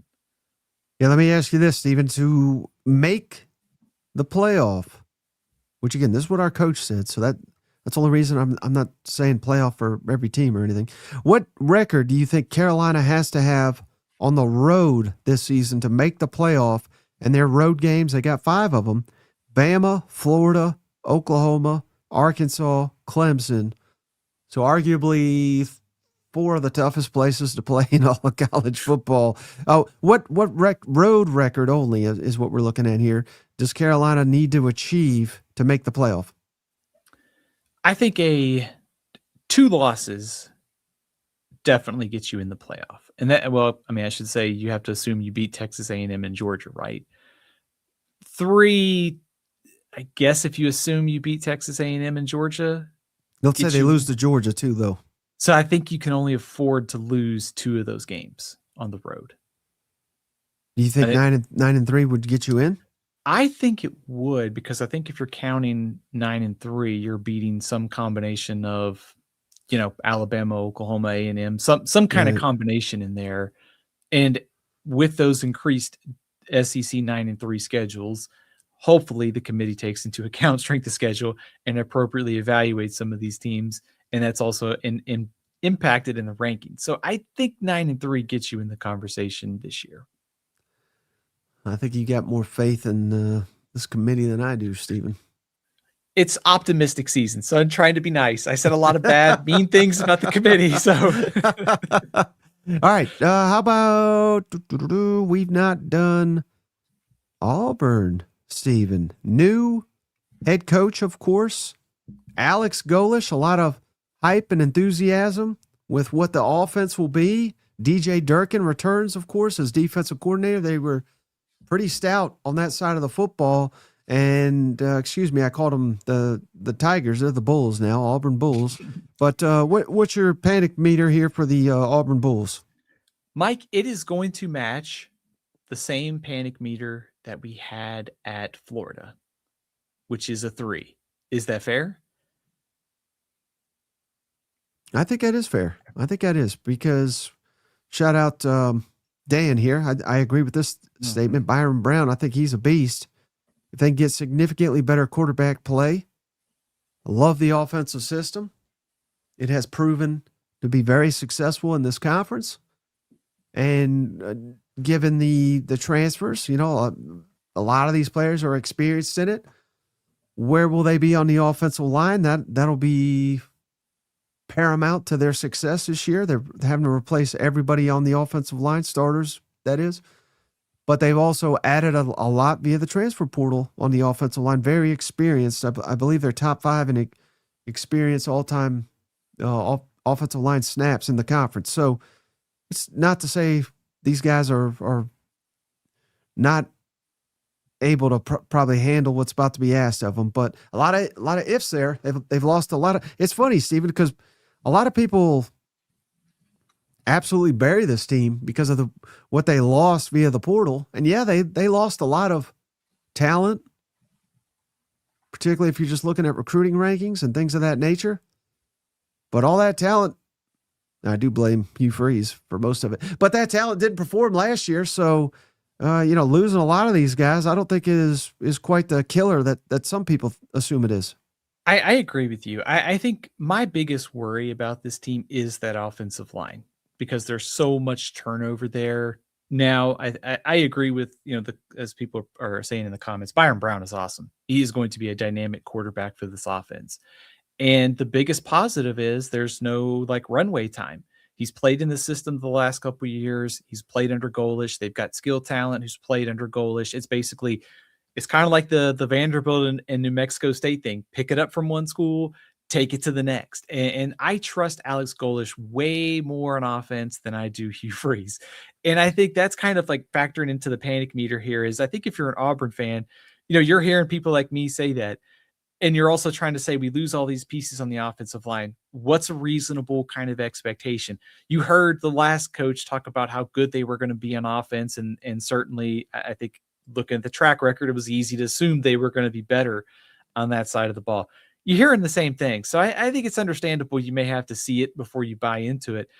But that's where I trust Alex Golish and Byron Brown. That combination, being able to just go from day one, know the system and go, I think it's going to be a huge positive for this team. And I think over the course of the season, I think they'll figure out the offensive line. So I'm fairly optimistic that Auburn gets back into a bowl game this year. And so that's why my panic meter is pretty low. It's a 3, new era, a coach on offense who actually knows what he's doing. Wouldn't that be nice? Yeah, scoring points, right? Trying not throwing players and coaches under the bus after the game too, perhaps. Let me ask you this, Stephen. If I could, today, I can see into the future. I'm actually from the future. I don't know if you knew that about me, Stephen. But I'm in the future. It's October 2nd. And Auburn is 4-0. They've beaten Baylor. They just squeaked by him, believe it or not. It was a tough outing. DJ Lagway came to play that day, but he still lost like he always does. Southern Miss, we just destroyed them. Florida, it was actually an overtime game, but we won it. We out-toughed them. And then Vanderbilt, we finally broke the Diego Pavia curse because he's not in his 12th year of college football. So Auburn's 4-0 going into a trip to Tennessee. If I could guarantee you, Stephen, that Auburn starts 4-0, what do you think their final regular season record will be? I'll go 6-6. Because I think they could go 0-4 in the next 4 games after that starts. You're supposed to be the optimistic one. I was trying to set you up there, but all right, 6-6. Yeah, I mean, I think that's better than last year. But point being, I just think those first 4 will be so paramount if we want to make a run here and possibly win 7 or 8 games. Which I think if they go 4-8, I'm telling you right now, Stephen, if they go 4-0, they're going to finish 8-4. Okay, so a little bit more more optimistic than I am. I think I like them to start 4-0, and also those games against Florida and Vanderbilt pretty big for swing game purposes in the SEC, just in terms of the final standings. I'd like Tennessee right now to win that game, but ask me again after we see these teams a couple times during the season. But I do think that next stretch of Georgia, LSU, and Ole Miss, that's pretty tough. But you get to that next half with Arkansas, Mississippi State, and Samford, all those games are pretty winnable. So it kind of feels like for me, 6-6 to 8-4 that's probably about a pretty fair first season for Alex Golesh. I think if they go 4-8 or 5-7, it would be pretty disappointing just given schedule and given what they brought into the portal. Mm-hmm.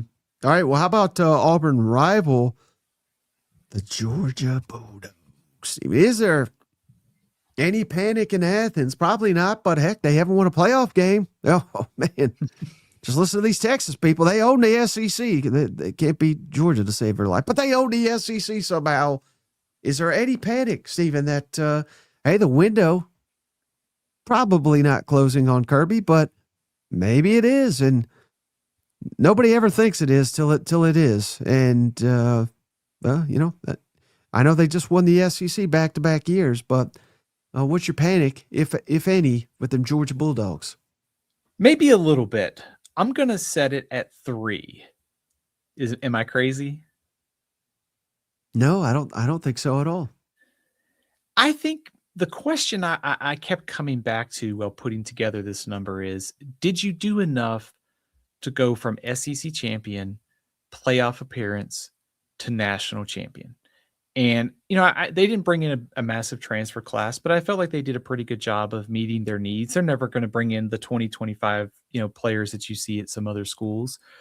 I do think Zachariah Branch is a pretty big loss at receiver. They were so good at throw it to him and he creates catch after the catch.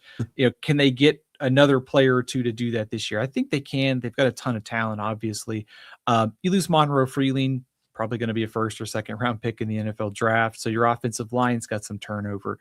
You need Gunnar Stockton to go from how he played last year, probably up another notch to win a national championship. So I'm a little bit concerned. Did Georgia do enough? I think they did. The spring will be pretty telling. The roster continuity, 14 returning starters, I think is going to be one of the highest among any power conference team going into 2026. So I think that continuity plus Kirby plus talent is going to help this team get back into that conversation to actually win the title this offseason. But they didn't have the splashy offseason. So maybe there's a little bit of unease about whether or not they did enough to get back to the championship. Which games on this list for Georgia are you most concerned about next fall, if any? I think you have to go with the two SEC teams that have given them trouble recently. Ole Miss, November 7th, and then Alabama, October 10th. Of course, they did beat Alabama pretty good in the SEC championship game. But I think set the bar, probably 10-2 ought to be the low point for this team. They at least ought to go 11-1 with this schedule, right? Yeah, I think so. And Oklahoma will be tough, but it's a home game. So I don't know how tough that'll be, but yeah, I mean, I'm just trying to think of toughest games for Georgia, and it sets up well for them to kind of get things going on either side of the ball if they need to get someone up to speed before conference play begins. Yeah, it really does. Tennessee State, Western Kentucky, Arkansas, they're going to be big favorites in those games. The Oklahoma game will be the first one that they're really tested, but it's at home and you get Vanderbilt. And so your first big road test is the Arkansas game, but also then Alabama a few weeks later. This schedule sets up really, really well for Georgia this year. All right. Well, how about a schedule that I don't know how well it sets up, but the expectations are off the charts, Stephen, for them LSU Tigers with Lane Quitton. What's your panic meter for LSU? Mike, it was going to be a 2, but I bumped it up to a 3 for Kiffin drama, because who knows what retweet or something might show up on the Kiffin radar, what kind of drama we're going to see. But in all seriousness, I think if you're LSU, you're riding high. You've had a great offseason. You've made one of the best hires. You've won the transfer portal. Your roster's a lot different. Lane Kiffin, Charlie Weiss Jr. Your offense wasn't very good. It will be good this year. However, offensive line's got to come together. Sam Levitt's got to prove that he can do this in the SEC. So I think there are some questions. I am buying stock in LSU. I also understand if other people are not. And I also understand that at 3, reason to be worried about O-line quarterback. Other people might have this number higher, but given they've won the offseason, I have it pretty low at just a 3. Interesting. Yet you have Texas higher. How interesting, Stephen. Is there not any concern with all this hype and expectations when they literally have done nothing to earn it other than win the portal? Didn't they win the portal last year? I was told this was the number 1 portal class in the country, Stephen. Yeah. How'd that work out for them? Yeah, I think somebody on your show might have said that, but we'll look past that, right? I think they've won the coaching and transfer portal this time. And I think Kiffin in this era is one of the coaches that has done the best at navigating NIL transfer. And I think that's going to carry over. And like I said too, Mike, I think given their offensive issues, I don't think that's going to be a problem under Kiffin. Am I going to expect them to be first in the nation in scoring? Probably not. But I think there is going to be a massive improvement based upon what we saw. Also, a lot of trust in Blake Baker, too, on the defensive side of the ball. So I think comparing like the panic at LSU and Texas, it's a little bit higher for me at Texas just because I think they should win the national title, or at least they should get there given what they return. I think at LSU, given the turnover and all the new pieces, it's a little bit lower because the expectation is still, hey, it's Lane Kiffin. Hey, it's LSU. They should be a playoff contender. I don't think anybody's going to pick them to win the national title, though. Well, I think you're wrong about that, Stephen. Oh. I mean, I'm already starting to see some love for them, but a lot of these teams, you have commented that you are concerned about the offensive line. How concerned are you here when it's similar? I know they've added a wealth of talent, but is that that is a position where you can't always just add talent and be like, all right, we're good. That's a unit, and if one player, just one, if he's a weak link, the whole unit doesn't work very well. I am very concerned. Also, I think there is a college football wide issue of suspect offensive line play right now. And I think a lot of it is due to the transfer portal. I think just guys moving around a lot, trying to find the right mix. I think it is easy to find 1 or 2 players if you need them. I think it is very hard to find basically an entire group. I mean, LSU does bring back 2 guys on the offensive line, Braylon Moore being one of them on the interior. You add in Jordan Seaton, who I think is one of the best offensive linemen in the portal. I think I could kind of talk myself into this group will be acceptable, not dominant, which is probably enough with Kiffin and Weiss schematically. But Mike, I think we just talked about Texas, talked about Georgia. All these teams have question marks on the offensive line. Texas A&M does, Oklahoma. So that to me is like a big storyline of this season is a lot of these contenders have major question marks on the offensive line, and which ones sorted out the fastest are probably going to be the teams that make it to Atlanta and make it far in the college football playoff. Then you mentioned Blake Baker. How paramount do you think it could be that they retained him, given that LSU opens Clemson, which we don't anticipate that's going to be that good of a team, but hell, we didn't anticipate. Well, Florida State wasn't good, but they whooped Bama's ass. You know what I mean? Like, it wouldn't be no one's going to pick Clemson to win this. I'm certainly not, but again, I don't think it would be like the most stunning upset in the world. Clemson, at Ole Miss, and A&M. What I'm trying to struggle to ask you here, Stephen, how paramount is it that you return Blake Baker, continuity on the defensive staff, bringing back some key pieces on that side, that even though we have confidence in Kiffin and Charlie Weiss and Sam Levitt, we have confidence that this will be a good offense. May take 2, 3, 4 weeks for it to really find its stride. How valuable could Blake Baker and that continuity be for the LSU Tigers? I think it's huge. Also, just think about what happened in the offseason. Because, when a head coach gets hired, sometimes they bring their defensive coordinator. Pete Golding's the head coach at Ole Miss now. And so you start going down the line of, okay, if you did want to bring Golding, he's the coach. Baker was your first or second choice. If he left, you're having to dig for another assistant. So I think just not having to go through all that, keep the continuity in place. Also, you look at those first couple games, the game against Ole Miss and a game against Texas A&M, two of the better offenses in the SEC, and a coordinator who's faced them schematically or has some familiarity with them from being in the league. So I think that's huge to hit the ground running. You got your Kiffin Weiss combo in offense, and you essentially got your head coach of the defense in Blake Baker. I think that's a really strong setup for LSU. Yeah, it's going to be fascinating to see. It's also going to be fascinating, Stephen, to see what Ole Miss does under Cheat Golding. What is your panic level for them Ole Miss Rebels in the first spring under Cheat Golding? It's pretty low, Mike. I'm going to go with a 3 as well. I feel like I'm stuck in a run of selections of the number 3 here. But it's got to be pretty low. You kept two of the best players in college football. Trinidad Chambliss, Keywan Lacey, both back. I love what they did in the portal to restock at receiver, to build up the defense too. I also think Pete Golding built up a lot of goodwill with those 2 playoff wins, and they were a handful of plays away from beating Miami and playing for the national championship. Think it's harder to run a program from game 1 to the end as opposed to just stepping in for a few games.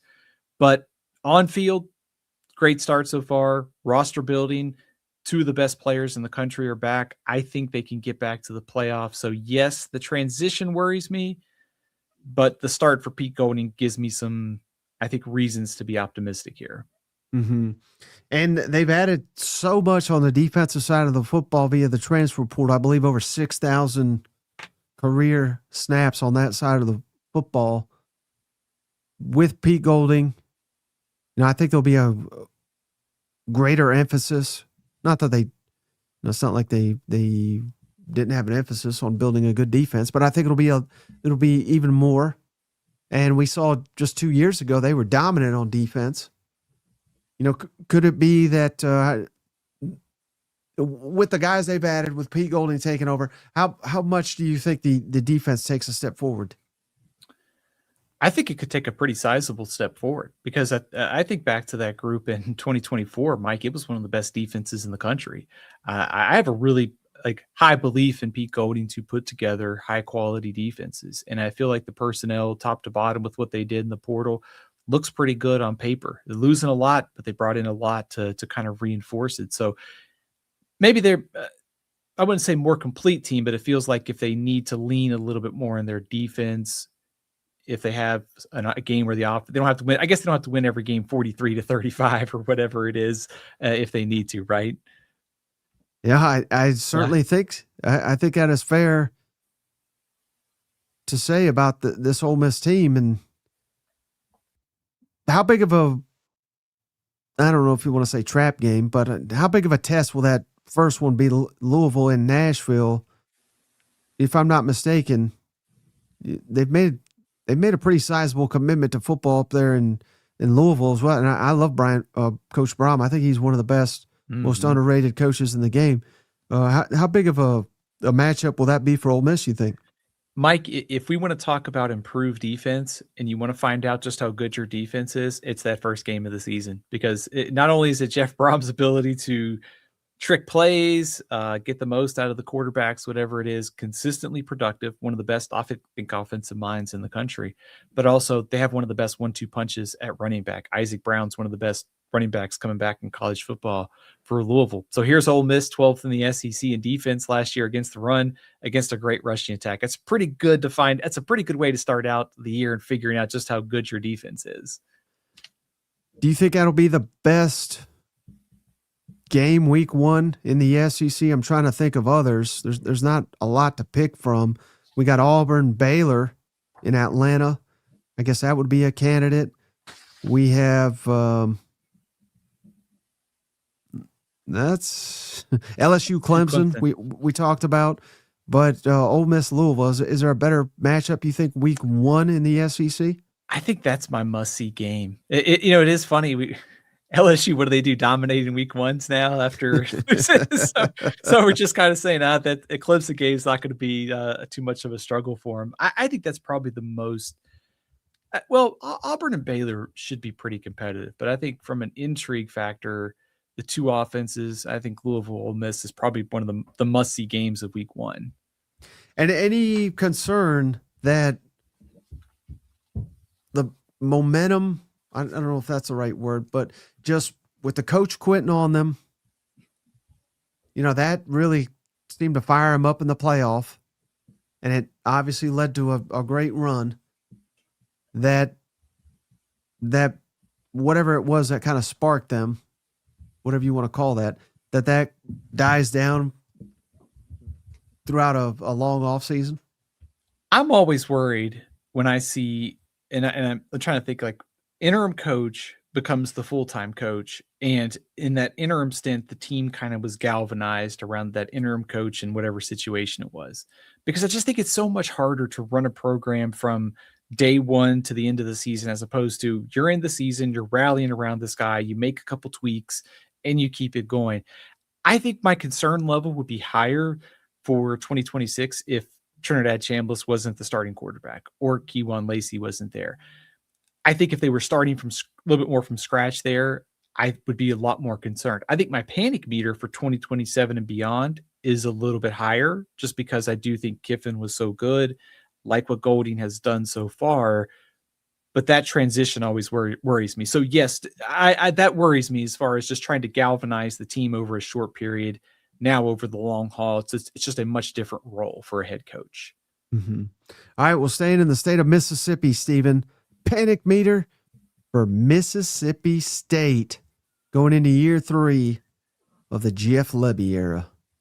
Mike, tell me if this is too high. I've got it at 5. I think you're too low. Okay. I mean, I maybe I'm wrong. I like what we see from Kamario Taylor, but even that's been very brief. So yeah, I don't. Seems like we're kind of stuck in neutral in Starkville. I kind of weighed going higher on this number, just because it feels like this program is making progress. Year 1 to year 2, there was a step forward. They won a game in the SEC. They went to a bowl game. All of those are good signs. The next step, though, is kind of where I wonder if Mississippi State can make that jump this year. I like Kamario Taylor, like the pickup of Zach Arnett. They're on the right track for sure. The offensive line is still a question, though. Do they have the right pieces on defense? The game management issues that we saw last season from the staff. In 9 games in the SEC, Mike, there is no margin for error. And if you can't find a way to clean some of that up, maybe having better players is just a part of that. They get better coaching from Arnett. They have better players. It translates.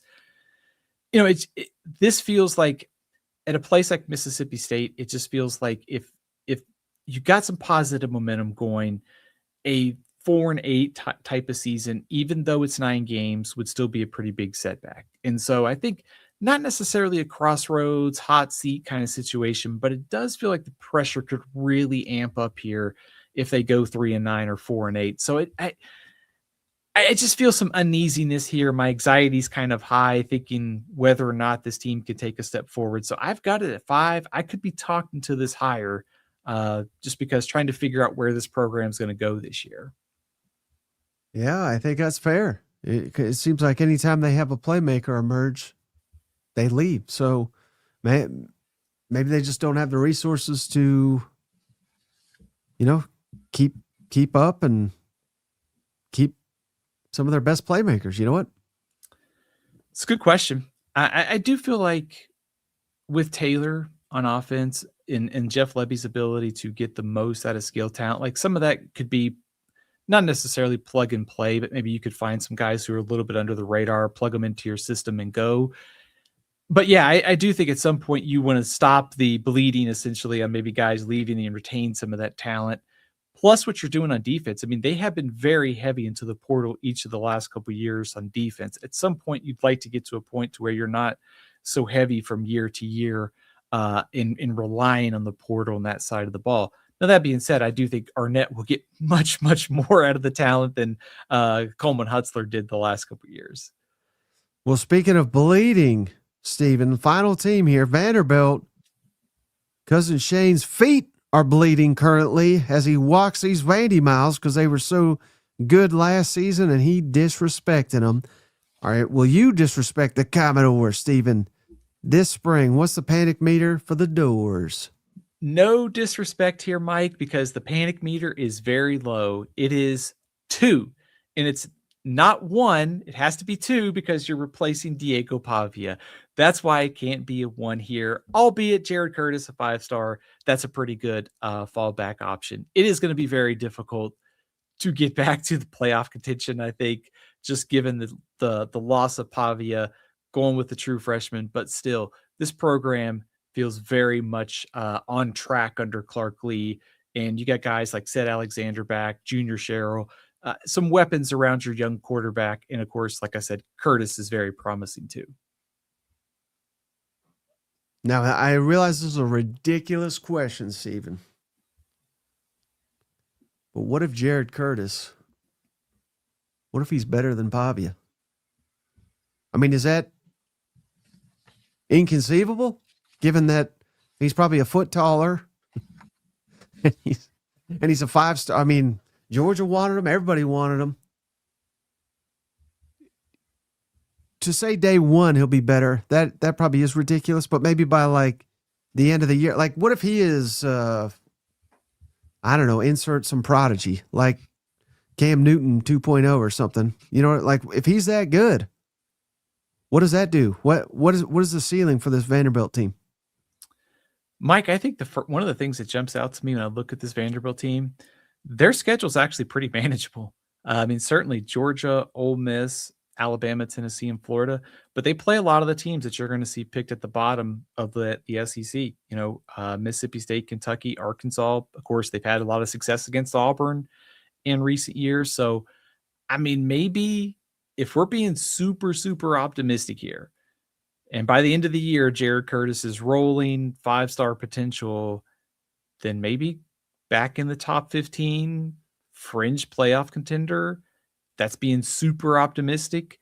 Maybe the most realistic one is they finish with a winning record. And next year we're talking about, man, this Vanderbilt team, if Curtis continues to develop, they might be a playoff team this year. But I think long-term, I think if you're banking on upside, I think there's a lot of reasons to make that argument that his ceiling is considerably taller than Pavia or some of the other quarterbacks do. Right. And let me ask you this, because maybe this is a little bit more realistic. Given what you just said, schedule, you know, that none of these are going to be easy, but it looks doable in a sense. What kind of statement will it?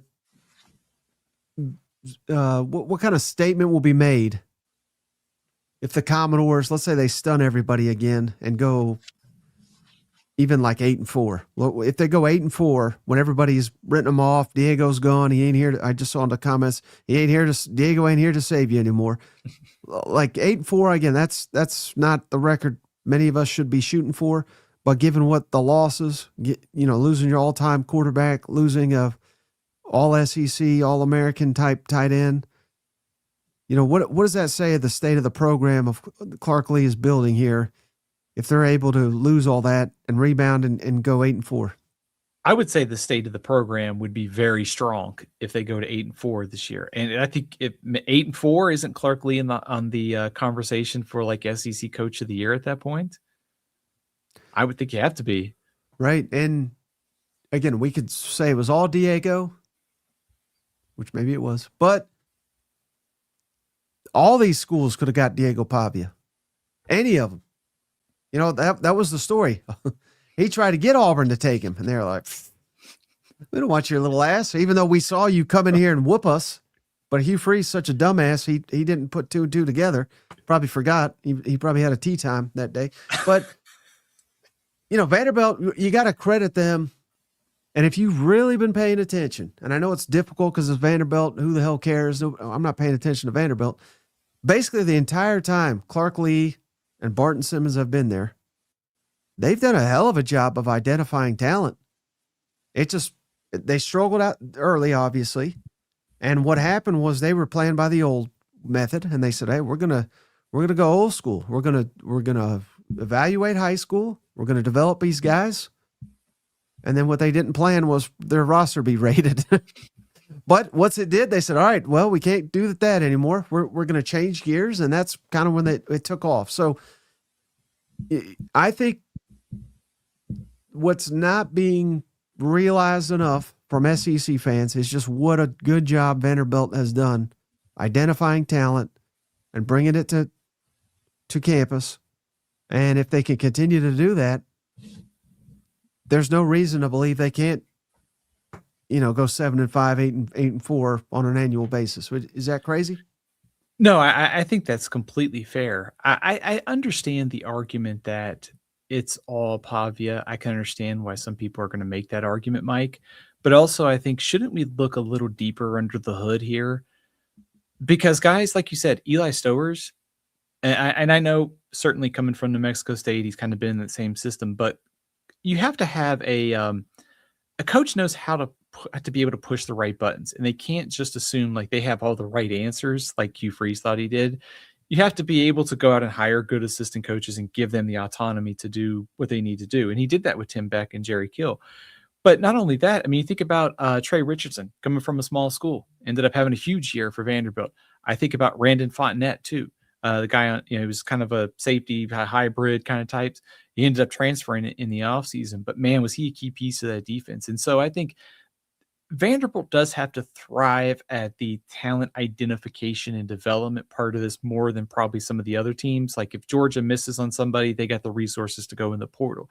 Vanderbilt has to be a little bit more precise. And so I think, and this is not taking anything away from Pavia, he was amazing, but I also think there's enough there and data to tell us that, hey, Clark Lee and the staff are doing a really, really good job of identifying players and getting the most out of them that say this is sustainable enough, maybe not 10 wins, maybe not playoff, but they shouldn't be finishing 2-10 winless in conference play or anything like that. It feels like they've proven enough on the talent and ID front to say they're going to keep doing well and they will get the most out of this roster in 2026.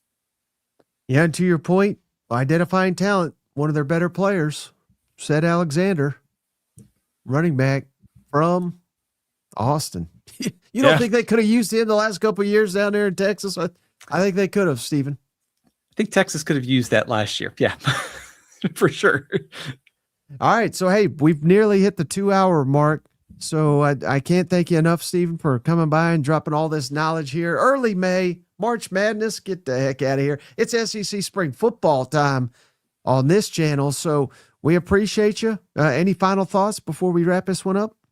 Mike, I know I said it earlier, but isn't it just great to have some spring football back? I mean, I was like watching like clips of like the Texas practice with Cam Coleman catching passes today and was thinking, oh, here we go. We're getting this started again. So I know everyone's excited about basketball, but man, it's just great to have some spring football in the air.